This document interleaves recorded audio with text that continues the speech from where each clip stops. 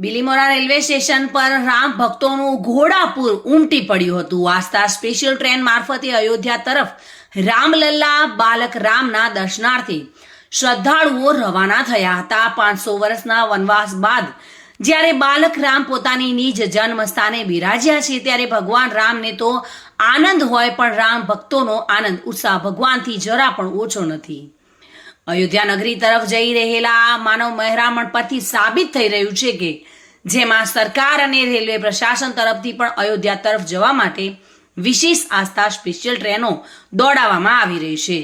જે અનુસંધાને આજે બિલીમોરા રેલવે સ્ટેશનેથી લગભગ 1344 જેટલી મહિલા યાત્રીઓ અયોધ્યા તરફ આસ્થા સ્પેશિયલ ટ્રેન દ્વારા બાલક રામના દર્શનાર્થે રવાના થયા હતા.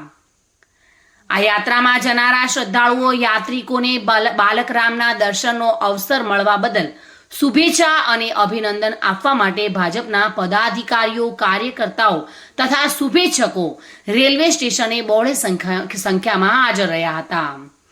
આ પ્રસંગે વિશાળ સંખ્યામાં ઉપસ્થિત જોન મેદની અને યાત્રીઓને કોઈ પણ પ્રકારની અગવડ ન પડે તે માટે બિલીમોરા રેલવે સ્ટેશનના સ્ટેશન માસ્ટર તથા સ્ટાફ, રેલવે પોલીસ ફોર્સ તથા બિલીમોરા પીઆઈડી કે પટેલ તથા પોલીસના જવાનો સતત ખડે પગે રહ્યા હતા.